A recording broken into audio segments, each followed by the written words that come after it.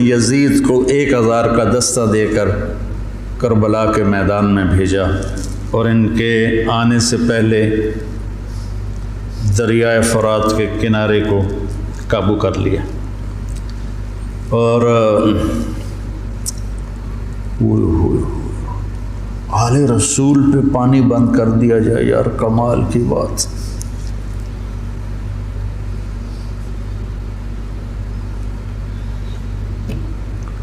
تو پھر عمر بن سعد، یہ سعد بن ابی وقاص کا بیٹا رضی اللہ تعالیٰ، اتنے بڑے صحابی کا بیٹا،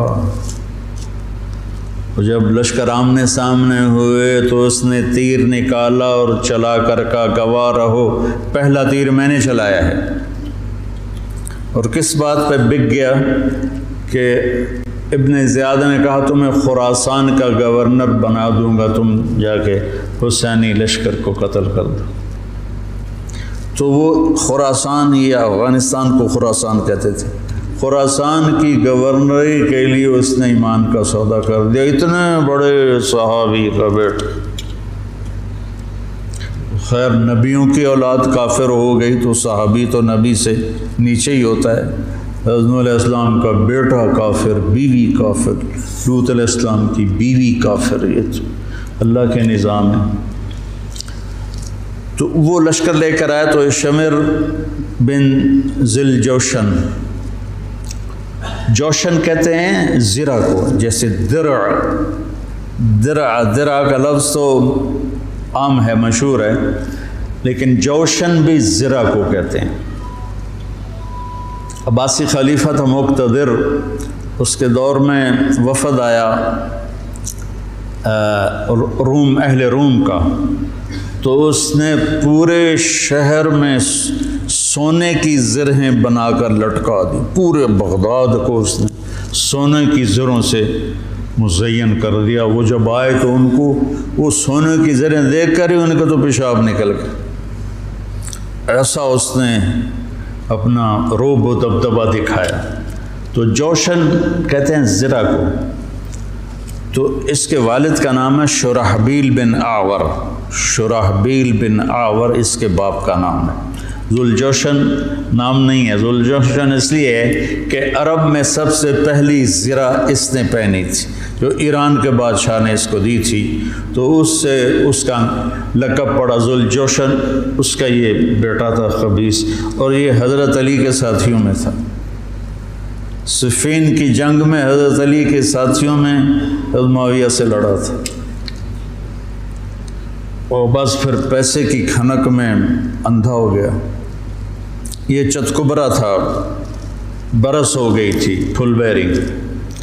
جب لشکر آمنے سامنے ہوئے تو حضرت امام حسین نے فرمایا اللہ اکبر، صدق اللہ و رسولہ، اللہ اکبر، اللہ اس کے رسول نے سچ کہا۔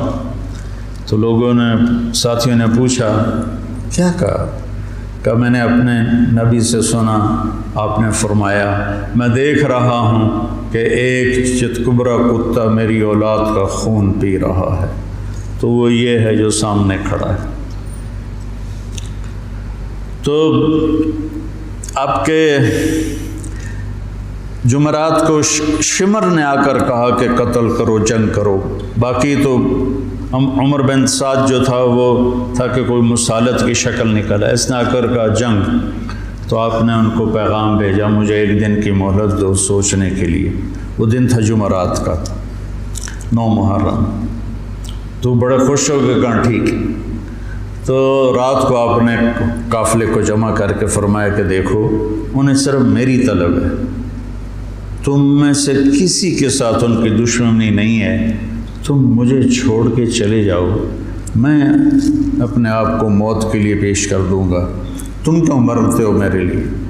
تو انہوں نے کہا کہ حسین ہمارا جینا مرنا تیرے ساتھ ہے، ہم تجھے چھوڑ کے کبھی نہیں جائیں گے۔ اور عجب بات ہے، 4000 کا لشکر عمر بن سعد لے کر آیا، 1000 کا حر بن یزید لے کر آیا، 5000 ہو گئے، اور ادھر 32 گھوڑ سوار اور 40 پیدل، 72۔ 5072 کیا جوڑ بنتا، لیکن کیا جگر تھا حسین کا جو اپنے آپ کو موت کے حوالے کر رہے ہیں اور پتہ ہے کہ میرے بچے بھی ذبح ہو جائیں گے۔ عاصم کا بازو ٹوٹا، 5 سال کی عمر تھی، میرا جو درمیان والا بیٹا، تو وہ اس کو نہ چڑھا رہے تھے تو اس کی چیخیں نکلی، تو میں بھاگ کے باہر نکل گیا، مجھ سے اس کی چیخیں سنی نہیں گئیں۔ وہ کیا ہے ہستی ہے جس کے سامنے جگر گوشوں کو تلواروں سے ذبح کیا جا رہا ہو اور اس کے چہرے پر استقامت کے سوا کچھ نہ ہو۔ ادھر آ ستمگر ہنر آزمائیں، تو تیر آزما ہم جگر آزمائیں۔ نہ کر لبوں کو سی عشق ہے دل لگی نہیں، سینے پہ تیر کھائے جا آگے قدم بڑھائے جا، یعنی زبان حال سے کہہ دے کہ ہاں ستائج۔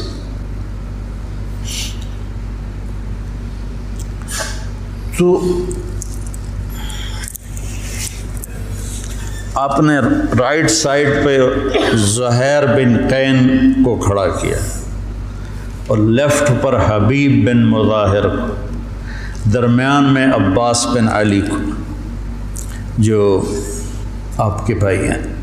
حضرت علی کے 6 بیٹے شہید ہوئے، امام حسین چھٹے ہیں، 5 بھائی آپ کے دوسری ماؤں سے تھے جو حضرت علی نے شادیاں کیں، حضرت علی نے 8 شادیاں کی تھیں، یہ کہ بات دیکھ رہے، تو 5 وہ اور چھٹے حسین، اور علی کی ساری اولاد اہل بیت ہے۔ تو عباس کو آپ نے جھنڈا دیا درمیان میں اور خود بھی ان کے ساتھ کھڑے ہوئے، اور پھر آسمان کی طرف ہاتھ اٹھا کے کہا انت ثقتی و رجائی۔ ہائے کیا حال ہوا ہوگا فرشتوں کا اس وقت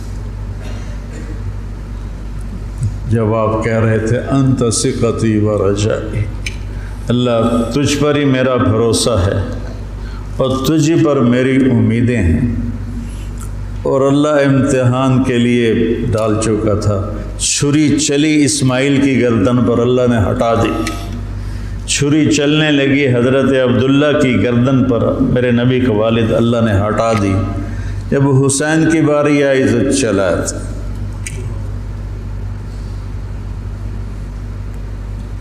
اب تصور کرو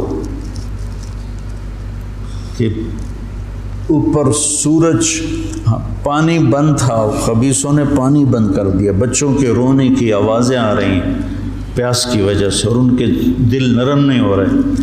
پھر آپ نے حضرت عباس بن علی کے ساتھ ایک دستہ بھیجا جنہوں نے لڑ بھڑ کے کوئی 30 کے 32 مشکیزیں پانی کے بھر کے لے کر آئے، لیکن وہ کتنی دیر چلنا تھا،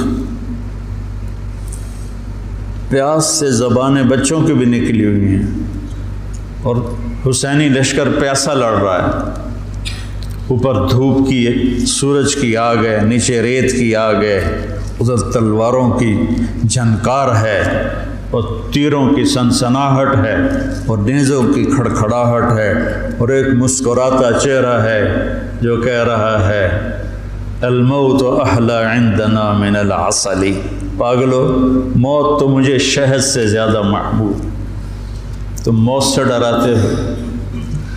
تو یہ لڑائی کیا لڑائی تھی، 72 آدمی 5000 سے کیسے لڑ سکتے تھے، جان ہی دینی تھی۔ تو انہوں نے پہلے ان کے گھوڑوں کو بیکار کر دیا، گھوڑوں کو، شمر نے کہا ان کے گھوڑوں کو مارو، پہلے گھوڑوں کو مارا تو سارے پیدل ہو گئے، پیدل ہو گئے تو پھر گردنیں کٹنے لگی۔ حر بن یزید نے جب دیکھا کہ یہ تو واقعی لڑنے لگے ہیں تو اس نے عمر بن سعد سے پوچھا تم واقعی لڑو گے؟ کہنے لگا ہاں۔ کہنے لگا اچھا میں گھوڑے کو پانی پلا کے آتا ہوں جنگ شروع ہونے سے پہلے، اور گھوڑے کی لگام اٹھائی پانی پلانے کے بہانے، اور آ کر حضرت حسین کے قدموں میں گر گیا کہ مجھے نہیں پتا تھا یہ بدبخت آپ کی جان لے لیں گے، میں معافی چاہتا ہوں، میں اپنی جان کا نذرانہ آپ کے قدموں میں پیش کروں گا۔ ان کا بیٹا بھی ساتھ آ گیا، باپ بیٹا دونوں شہید ہوئے۔ اور وہ حضرت امام حسین کے ساتھ مل کیا۔ 1831 میں سید احمد شہید رحمۃ اللہ علیہ بالاکوٹ کے مقام پر شیر سنگھ سکھ جرنیل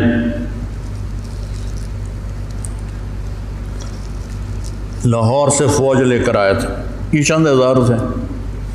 جب آمنے سامنے لشکر ہوئے تو ایک سکھ وہاں سے دوڑا، یا اللہ خاتمہ ایمان پہ ہو، اور اس نے آ کر اپنی وہ کڑا اتارا اور سید احمد شہید کے ہاتھوں کلمہ پڑھ لیا، اور سید احمد شہید کے لشکر سے ایک آدمی نکلا اور جا کر سکھوں کے لشکر میں شریک ہو گیا۔ وہ ادھر سے مارا گیا، یہ ادھر سے صرف کلمہ پڑھ کے شہادت کا درجہ پا کے جنت میں چلا گیا۔ اللہ برے خاتمہ سے بچائے، اللہ بری موت سے بچائے۔ اللہ نے ایمان دیا ہے، ایمان پر ہی موت آئے۔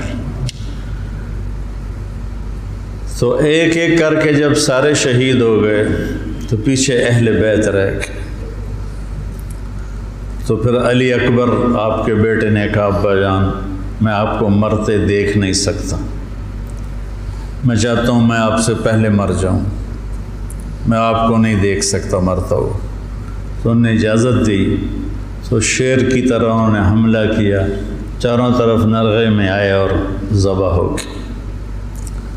تو پھر ان کے بیٹے ابو بکر بن حسین وہ شہید ہوئے۔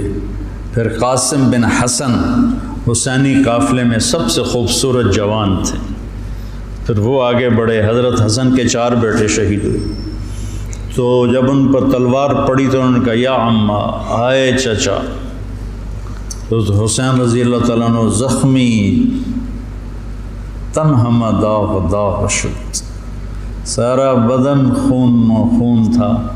آپ نے آگے بڑھ کے قاتل پر وار کیا، اس کا ایک ہاتھ کاٹ دیا۔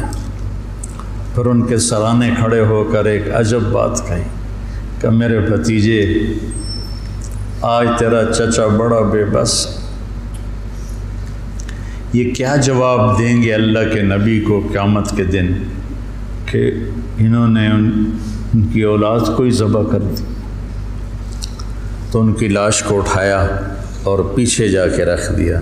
اس طرح ایک ایک کر کے مسلم بن عقیل کے عبد الرحمن عبداللہ شہید ہوئے، حضرت عبداللہ بن جعفر کے عون اور محمد شہید ہوئے، حضرت حسن کے ابو بکر عبداللہ اور قاسم شہید ہوئے، عثمان شہید ہوئے۔ آپ کے اپنے بیٹے حضرت علی کے عبداللہ، محمد، عثمان، جعفر، عباس، حسین 6 شہید ہوئے۔ اور پھر جب آخر میں آپ رہ گئے تو آپ نے اپنے چھوٹے بیٹے عبداللہ کو بلایا۔ آپ زخمی ہو چکے تھے، بہت پہلے قتل کیے جا سکتے تھے لیکن ہر کوئی ڈائریکٹ وار کرنے سے ڈر رہا تھا۔ تو آپ نے عبداللہ کو بلایا، 2 سال ان کی عمر تھی، ان کو لے کے گود میں بٹھایا۔ ان کا خیال تھا کہ یہ ظالم بچے کو تو معاف کر دیں گے، لیکن ایک ابن الموقد تھا کوفے کا، اس نے طاق کے تیر مارا۔ تیر خطا بھی ہو سکتا تھا لیکن تقدیر کا امتحان ابھی باقی تھا، تو تیر سیدھا اس بچے کے گلے میں آیا۔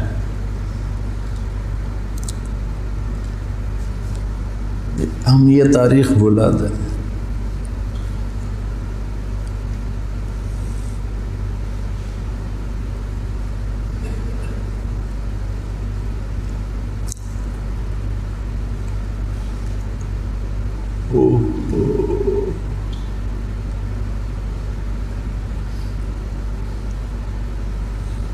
جب عبداللہ کی گردن ڈھلکی، اس وقت حضرت حسین اپنے بیٹے کا خون جو ابل رہا تھا وہ ایسے ہاتھوں میں لے لی اور یوں آسمان کی طرف اٹھا۔ کیا حال ہوا ہوگا اس وقت زمین آسمان کی مخلوق، آسمان کے فرشتوں کا۔ اے اللہ، تو مجھ سے راضی ہے تو میں تجھ سے راضی، لیکن ان سے انتقام تو ہی لینا، انہوں نے تیرے نبی کی اولاد کو ذبح کر دی۔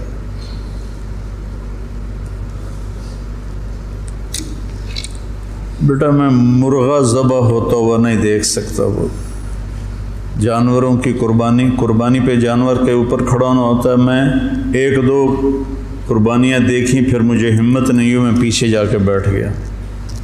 اور یہاں بچے سے 2 سال کا بچہ کتنا پیارا ہوتا ہے،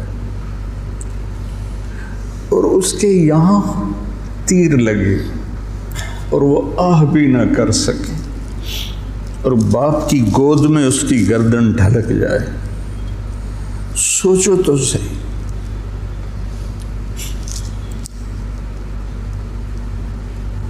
میں اہل بیت کا مراثی، میں 2001 سے روزہ اقدس پہ جاتا تھا اور آپ کا پورا نسب نامہ پڑھ کے آپ کو سلام پیش کرتا تھا۔ یہ ہمارے مراثی آتے ہیں تو میرے باپ دادے پردادے کے نام لے کر کہتے ہیں، جھوٹے سچے ان کی تعریفیں کرتے ہیں۔ تو میں کہتا یا رسول اللہ، ہمارے مراثی ہماری جھوٹی تعریفیں کرتے ہیں، پر آپ تو سچے، ہماری تعریف سے بھی اوپر، مجھے اپنا مراثی بنا رہے، میں آپ کا مراثی بننا چاہتا ہوں۔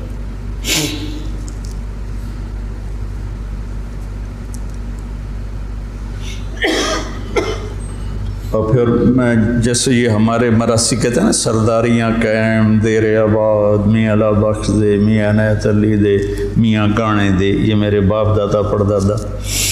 تو میں وہاں روزہ اقدس پہ کھڑے ہو کر، میں وہاں ایسے تو نہیں کر سکتا تھا، سپاہی کھڑے ہوتے تھے، لیکن ہاتھ باندھے ہوئے میں تصور میں ہاتھ کھڑے کر رہا ہوتا تھا۔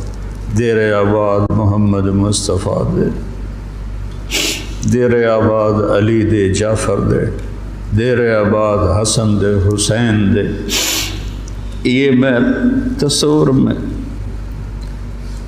جب سے جا رہا ہوں، میں نے سن 2000 میں نے نسب یاد کیا تھا اور اللہ نے میرے ذہن میں یہ ڈالا۔ تو 3 سال پہلے ہارون آباد گیا تھا، تو مغرب کے بعد بیان تھا، تو میں بیٹھا تھا نماز کے انتظار میں۔ ایک شخص ہے، حیدر شاہ ان کا نام تھا، کہنے لگے جی اچھا، اور ہمارے مراسیوں میں ایک مراسی ہے، اس کا نام ہے صدیق، وہ بہت مسکین شکل ہے، اس کو دیکھتے ہی ترس آ جاتا۔ تو میں کہتا تھا یا رسول اللہ، مجھے اپنا صدیق مراسی بنا، میرے پاس علم کوئی نہیں، میرے پاس تقویٰ کوئی نہیں، کچھ بھی نہیں ہے، میں آپ سے، آپ کے خاندان سے پیار کرتا ہوں، اور میں آپ کا مراسی بننا چاہتا ہوں، اور مجھے اپنا آپ صدیق مراسی بنا لیں۔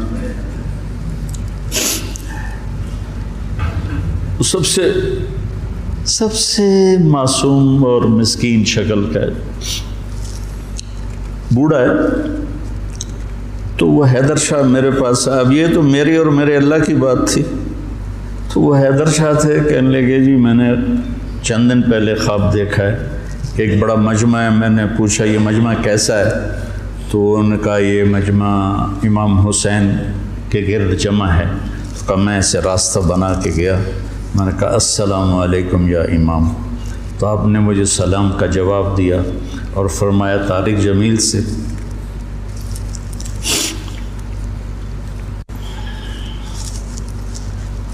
طارق جمیل کو ہمارا پیغام دو کہ ہم نے اسے اپنا صدیق مراسی بنا لیا۔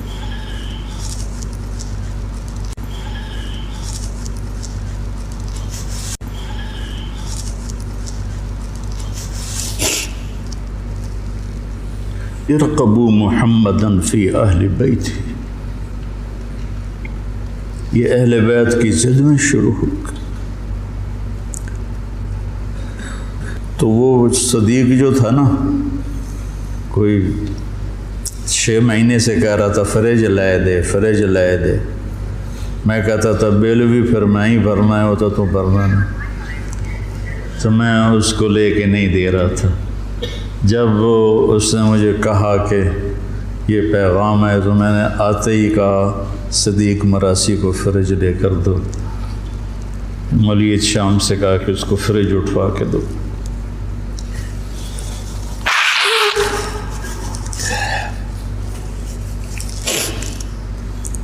تو اکیلی جان رہ گئی اور ایسے بے بس، کہاں سے الفاظ لاؤں دکھ کے، درد کے، غم کے، نوحے مرثیے کہاں پہنچتے ہیں غم حسین کو، جس کو میرے نبی نے سینے سے لگایا، کندھے پہ بٹھایا، سر سے لے کر پاؤں تک اس کے پورے بدن کو بوسے دیے۔ وہ تیروں سے چھلنی ہے، نیزوں سے چھلنی ہے۔ تو شمر خبیث نے کہا حملہ کرو، اس کو قتل کرو۔ اب کوئی بڑھنے کے لیے تیار نہیں تھا تو اس نے گالیاں نکالی، بڑھتے کون نہیں ہو۔ تو زرع بن شریک تمیمی نے پہلا ڈائریکٹ وار کیا نیزے کا سیدھے کندھے پر، تو اب لڑکھڑا گئے، جان تو پہلے نکلی پڑی تھی، تو اب لڑکھڑا کے گرے۔ تو پھر شمر نے خولی بن یزید سے کہا کہ سر کاٹو۔ وہ جب آگے بڑھا تو اس کا ہاتھ کانپنے لگا، تو اس نے شمر نے اسے گالی تھی، لیکن وہ آگے نہیں بڑھا۔ تو سنان بن انس نے آگے بڑھ کر جس گردن پہ میرے نبی کے بوسے لگے تھے اسی پہ خنجر چلایا، ذبح کر دی۔ کربلا ایک پیغام ہے، یہ اس لیے نہیں ہے کہ ہم 10 دن رو رو رو کے بس چھٹی کر لیں، کہ اللہ اس کے رسول کی اطاعت میں جان مال اولاد قربان کرنی پڑے تو سستا سودا ہے، زندگی تو آخرت کی۔ شمر بھی مر گیا، قتل ہوا خبیث، ابن زیاد بھی قتل ہوا، ایک بھی زندہ نہیں بچا اپنی موت مرا ہو، سب قتل ہوئے، 5000 کے 5000۔ ابن زیاد کا جب سر لایا گیا مصعب بن زبیر کے مختار سقی کے سامنے، اور ان کے باقیوں کے سر بھی رکھے شمر کے بھی، تو ایک سانپ آیا پتلا سا، وہ آ کر ابن زیاد کے ناک میں گھس گیا اور منہ سے نکل گیا، پھر ناک میں گھسا، پھر منہ سے نکلا، پھر ناک میں گھسا، پھر منہ سے نکلا، مسلسل وہ سانپ اس کی ناک میں داخل ہوتا، منہ سے نکلتا، پھر ایک طرف چلا گیا۔ اللہ نے دنیا میں دکھایا کہ یہ خبیث سانپوں کے سپرد کیا جائے گا۔ جب گلا کاٹ کے نیزے پہ چڑھا دیا تو پھر زنان خانے کو پکڑا گیا۔ تو حضرت زینب کیا جگر والی خاتون ہے، 6 بھائیوں کی شہادت دیکھی، 2 بیٹوں کی شہادت دیکھی، عون اور عبداللہ۔ آپ عبداللہ بن جعفر کی زوجہ محترمہ تھی، ان سے 2 بیٹے تھے، عون اور عبداللہ۔ 2 بیٹوں کو شہید ہوتے دیکھا، 6 بھائیوں کو شہید ہوتے دیکھا، سارے خاندان کو ذبح ہوتے دیکھا۔ امام زین العابدین ساری رات روتے تھے، تو ان کے خادم نے پوچھا حضرت اللہ نے اتنا کچھ آپ کو دے دیا، اب آپ ساری رات کیوں روتے ہیں؟ کہنے لگے میرے بھائی یعقوب علیہ السلام کا ایک بچہ گم ہوا تھا یوسف، اور وہ بھی مل گیا تھا، تو اس کے لیے 40 سال وہ روتے روتے آنکھیں گنوا بیٹھے۔ میں نے تو اپنے سارے خاندان کو اپنے سامنے ذبح ہوتے دیکھا، خاندان بھی خاندان نبوت، اور یہاں یزید کا دفاع کیا جا رہا ہے۔ لعنت ہو ایسے لوگوں پر۔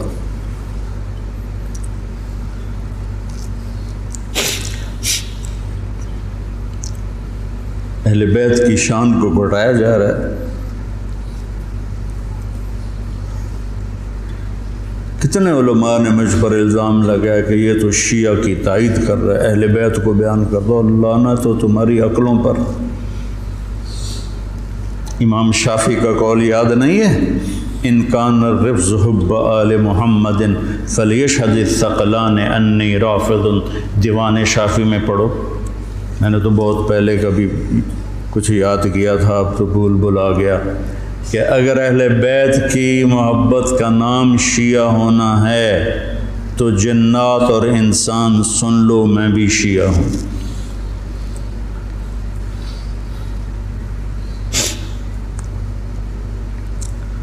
تو جب سر کاٹ کے نیزوں پہ چڑھ گئے اور زینب اور ان کو لے جانے کے، تو آپ نے پیچھے مڑ کے دیکھا تو لاشیں پڑے ہوئے تھے، سر نیزوں پہ چڑھے ہوئے تھے.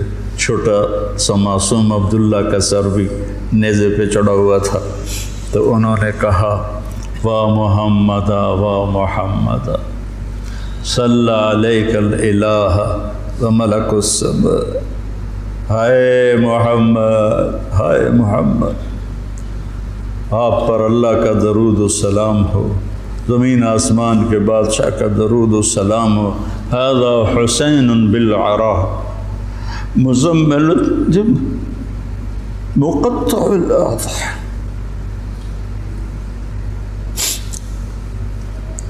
اے محمد، اے محمد، یہ حسین پڑا ہوا ہے اس کا لاشا، بے گور و کفن. میں ایک اور ترجمہ کیا کرتا ہوں کہ یا رسول اللہ، آج حسین کی بارات ہے، مزمل الدماء، اپنے خون کا سرخ جوڑا پہنا ہوا ہے، مقطع الاعضاء، اپنی بوٹیوں کا ہار گلے میں سجایا ہوا، بناتوں کا سبایا، اب کی بیٹیاں قید ہو گئیں، وذریتوں کا مقتلہ، اب کی نسل ذبح کر دی گئی، تصفی علیہ الرعاہ، کوفیوں نے کفن نہیں دینے دیا تھا تو کہنے لگی انہیں کفن نہیں دیا گیا تو ہوا کو غیرت آئی، ہائے، اس نے خاک کو اڑایا اور خاک کا کفن پہنا دیا.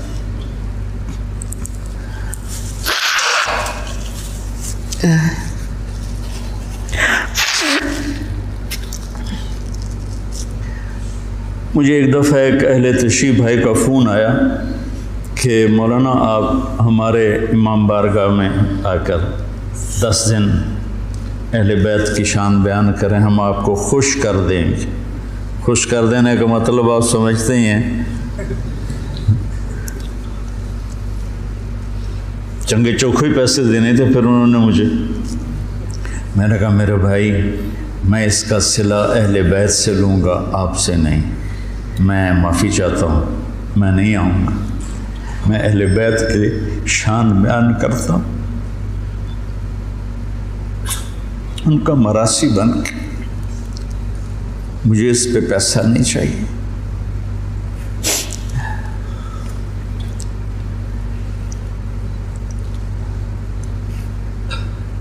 فرزدق نے زین العابدین رضی اللہ عنہ کی شان میں قصیدہ لکھا تو اس پر ہشام نے اس کو قید کر دیا عثمان میں.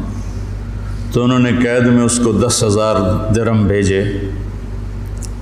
تو فرزدق کوئی اچھا مسلمان نہیں تھا، لیکن وہ دیکھ کر رونے لگا، کہنے لگا ساری زندگی بادشاہوں کی تعریف کی ہے پیسے کے لیے، آپ کی تعریف میں نے پیسے کے لیے نہیں کی، اللہ اس کے رسول کی رضا کے لیے کی ہے، میں نہیں لیتا.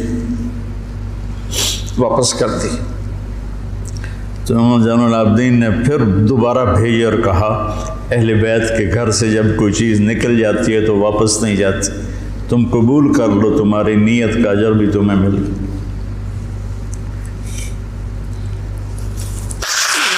کوفے کے بازاروں میں سر پھرائے گئے اور ابن زیاد کے سامنے امام علی کا سر کٹا ہوا، اس نے ہاتھ میں چھڑی تھی، ہونٹوں پہ ماری، 1 دفعہ 2 دفعہ 3 دفعہ. تو زید بن ارقم تڑپ کے کھڑے ہو گئے، کہنے لگے اللہ کے واسطے یہ چھڑی یہاں سے ہٹا لیں، میں نے اپنے نبی کو دیکھا ہے ان ہونٹوں کو چومتے ہوئے، یہاں چھڑی نہ مار، لیکن تو بوڑھا سٹھی آ گیا ہے ورنہ میں تجھے بھی ساتھ ہی قتل کر دیتا۔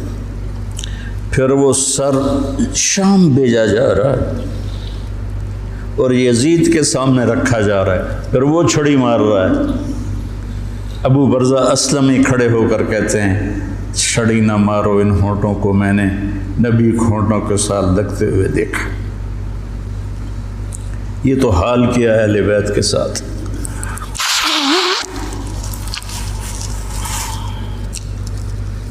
بہرحال میرے بھائیوں،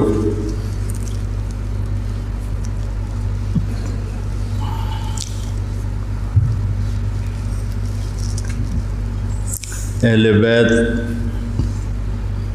آپ نے فرمایا اذکرکم اللہ فی اہل بیتی، اذکرکم اللہ فی اہل بیتی، اذکرکم اللہ فی اہل بیتی۔ میں تمہیں اہل بیت کے بارے میں ڈراتا ہوں، اپنے اہل بیت کے بارے میں اللہ سے ڈراتا ہوں، اپنے اہل بیت کے بارے میں تمہیں اللہ سے ڈراتا ہوں۔ غدیر خم پر آپ نے یہ خطبہ دیا۔ برادہ اسلمی آیا اور حضرت علی کی شکایت کرنے لگے تو آپ نے منہ پھیر لی۔ پھر شکایت کی تو آپ نے کہا برادہ کیا تجھے یہ پسند ہے کہ جس سے میں پیار کروں تو بھی اس سے پیار کرے؟ کہا جی بالکل۔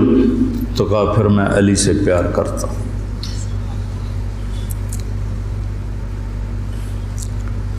میرے عزیزو، میرے بھائیو، کربلا ایک سبق ہے۔ کربلا صرف 10 دن رونے دھونے کے لیے نہیں ہے، ایک سبق ہے کہ اپنی زندگی کو اللہ رسول کے سامنے جھکا دو۔ گردنیں کٹنے کے لیے اللہ ہم سے نہیں مطالبہ کر رہا، وہ انہیں ہستیوں کے لیے تھا۔ ہمارے ذمہ ہے کہ ہم اللہ اس کے رسول کے سامنے سر جھکائیں، مسلم بن کے چلیں، مومن بن کے چلیں۔ اللہ کے واسطے میرے بچوں، اگر میرے شاگرد ہو تو یہ دیوبندی اور یہ بریلوی یہ جھگڑے نکال دو، اپنے آپ کو مسلمان کہو، مسلمان۔ میں ایک دفعہ ایک جگہ بیٹھا تھا تو ایک بزرگ بیٹھے تھے، کہنے لگے جی آپ دیوبندی ہیں کہ بریلوی؟ تو میں نے کہا جی میں مسلمان ہوں۔ وہ مجھے ایسے دیکھنے لگا، وہ کہنے لگا میری 60 برس 70 برس عمر ہے، میں نے آج تک کسی کو یہ کہتے ہوئے نہیں سنا، تو میں تمہیں مسلمان دیکھنا چاہتا ہوں، میں تمہیں دیوبندیت سے نکالنا چاہتا ہوں۔ مسلم بنو، مسلمان بنو۔ ہم امام ابو حنیفہ کے فتوے پر چلتے ہیں، ان کے فتاوی کی جو تشریح اہل دیوبند نے کی ہے ہم اس کو زیادہ صحیح سمجھتے ہیں، باقیوں کو عزت دیتے ہیں، احترام کرتے ہیں۔ ہمارے سینے کھلے ہوئے ہیں سب کے لیے، ہم ہی حق پر ہیں اور ہم ہی جنتی ہیں، یہ عجب تمہارے اندر سے نکالنا چاہتا ہوں۔ کریم بادشاہ ہے، جس کو چاہے معاف کر دے، ہم ٹھیکیدار ہیں۔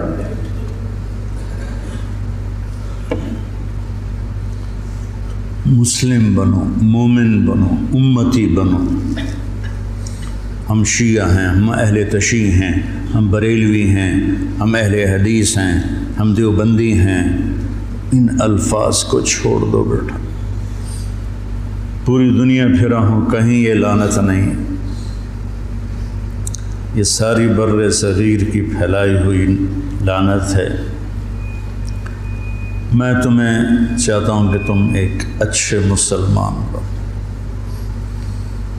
کہیں بھی جاؤ، میری طرف سے ضروری نہیں کہ مدرسوں میں ہی پڑھانا ہے، اتنے مدرسے ہیں ہی نہیں، جس جگہ جاؤ بیٹا مسلم بن کے جاؤ، سب سے محبت کرو، سب سے دلوں کو صاف کرو، سب چیز۔ تمہیں پتہ ہے میں یہ طوائفوں کے بازار میں جاتا رہا، ان کے گھروں میں بیٹھتا رہا، ان کو پاس بٹھا کے ان کو دعوت دیتا رہا۔ میرے لیے میں انہیں بیٹی کہتا تھا، وہ رو پڑتی تھی کہ سانتا جی کس سے آئی تائیں بیٹی نہیں آکھیا، تسی سانو بیٹی آکھیا۔ جب مجھے سٹنٹ پڑا اور میں گھر آیا تو ساری طوائفیں مجھے پوچھنے میرے ڈیرے پر آئیں، باری باری، ساری، بوڑھی جوان سب، کہ ہمیں بیٹی آج تک کبھی کسی نے نہیں کہا۔ ایک سے میں نے کہا اپنی بچی کی شادی کر دیں، کہنے لگی آپ کو رشتہ تلاش کر کے دیں۔ میں نے کہا تو خود تلاش کر، کہ مولانا صاحب طوائف دے کوٹھے تے رشتہ لین کون ہوندا؟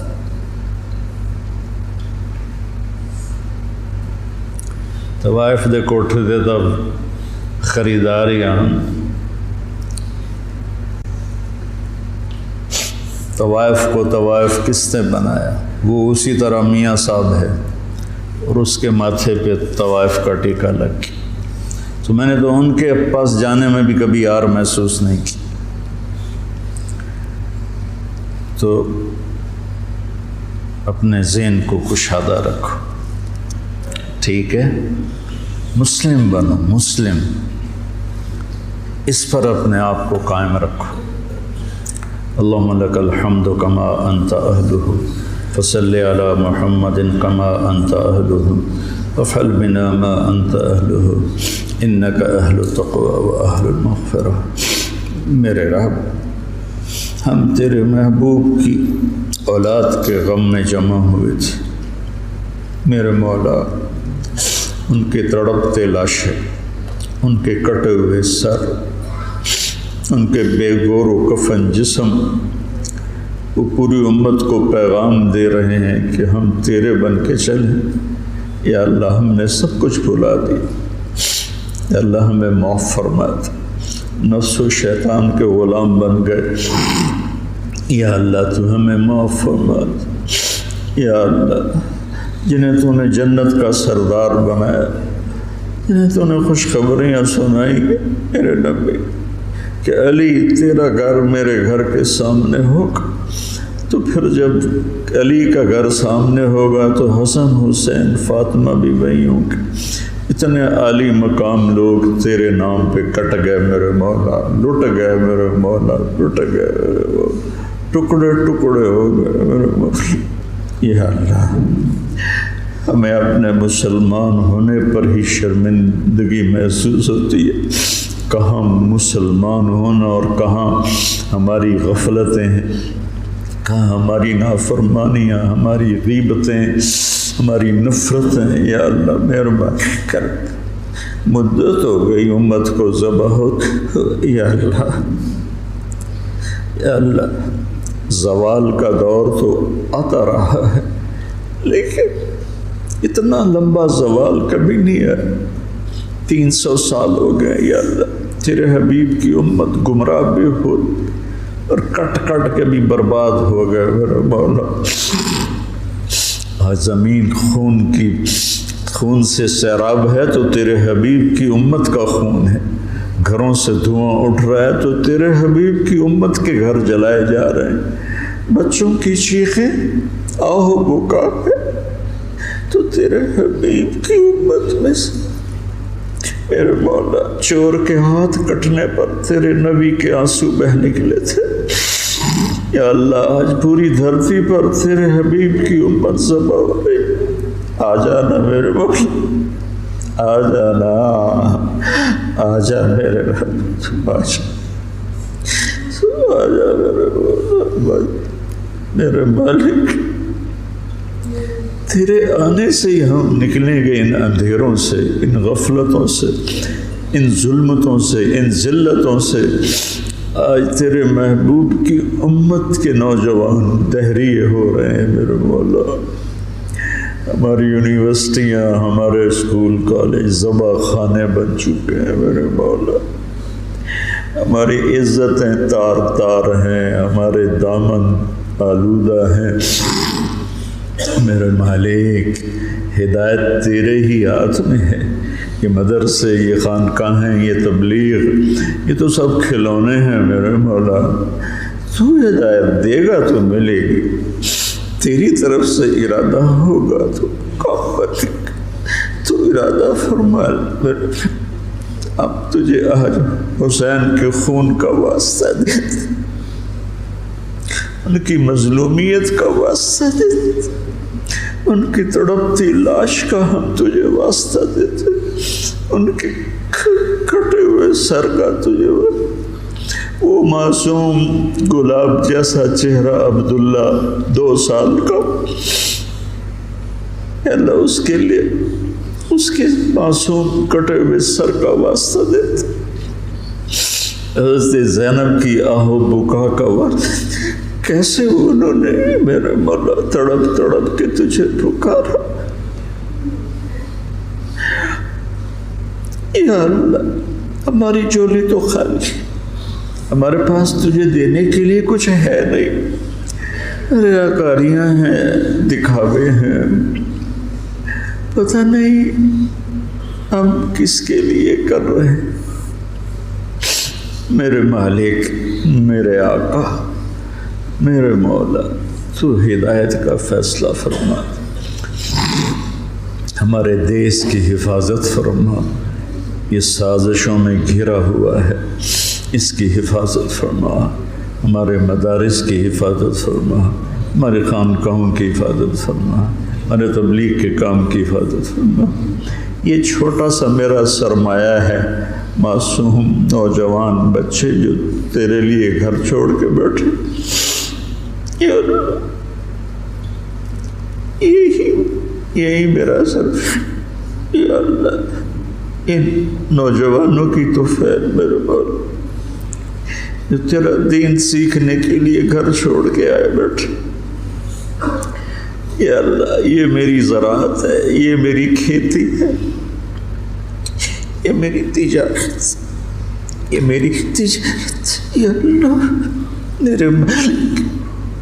میرے مالک، مجھے کوئی دعویٰ نہیں اخلاص کا، کچھ پتہ نہیں ہے میرے مولا کہ یہ سب کچھ تیرے لیے ہے یا اپنے نفس کے لیے ہے یا اپنی شہرت اور دکھاوے کے لیے ہے، لیکن ہم اپنی زبان سے کہہ رہے ہیں کہ ہم تیرے لیے کر رہے ہیں، تو ہمیں ہمارے اس کاوش کو قبول فرما لے، ہمیں اہل بیت کا محبت کرنے والا بنا دے، ہمارے نام ان سے محبت کرنے والوں کے رجسٹر میں لکھوا دے، ان کے مراثی کے رجسٹر میں لکھوا دے، ہمارے دل ان کی محبت سے بھر دے، اپنے حبیب کی محبت سے بھر دے، صحابہ کی محبت سے بھر دے، یا اللہ ان سارے بچوں کو ہدایت کا ذریعہ بنا، ان کو اہل علم بنا، اہل تقوی بنا، یا اللہ ان کی زبان میں تاثیر پیدا فرما،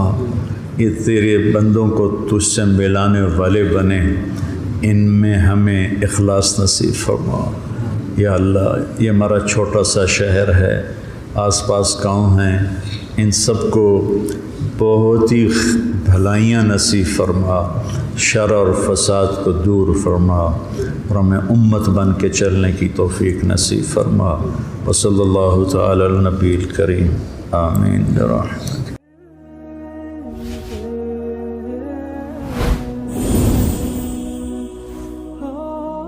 کیا ایسے معصوم بچے جن کے پاس مواقع نہیں ہیں کہ وہ تعلیم حاصل کر سکیں اور معاشرے کا، ملک کا اور قوم کا باعزت فرد بن سکیں، کیا ہمیں ان بچوں کو موقع نہیں دینا چاہیے کہ وہ آگے بڑھیں اور معاشرے کے اندر اپنا مثبت کردار ادا کریں؟